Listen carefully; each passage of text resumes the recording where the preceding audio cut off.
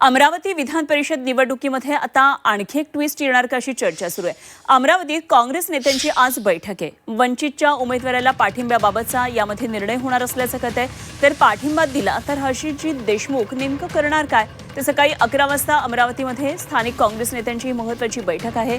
अनेक महत्त्वाचे प्रश्न सध्या अमरावती विधान परिषद निवडणुकीच्या दरम्यान उपस्थित झालेले आहेत। याने निलेश विश्वकर्मा यांना काँग्रेसने पाठिंबा दिला तर हर्षित देशमुख यांची नेमकी भूमिका काय असणार याकडे लक्ष आहे। अमरावतीच्या विधान परिषद निवडणुकीमध्ये काँग्रेस आणि महाविकास आघाडी आता बॅकफूटवर गेली आहे। तर काँग्रेसच्या प्रचारासाठी एकही बैठक झाली नाही आणि एकही जिल्हा बाहेरचे बडे नेते या प्रचारासाठी आलेही नाहीत। निवडणुकीत 3 उमेदवार आहेत। त्या 3 उमेदवारांपैकी 2 उमेदवार काँग्रेस आणि दुसरा वंचितचा उमेदवार, आम्ही दोन्ही मित्रपक्ष आहोत। त्याचा समेट घालून आणण्याच्या अनुषंगानं काही शक्यता आहेत का, याची चाचपणी त्या ठिकाणी होत आहे।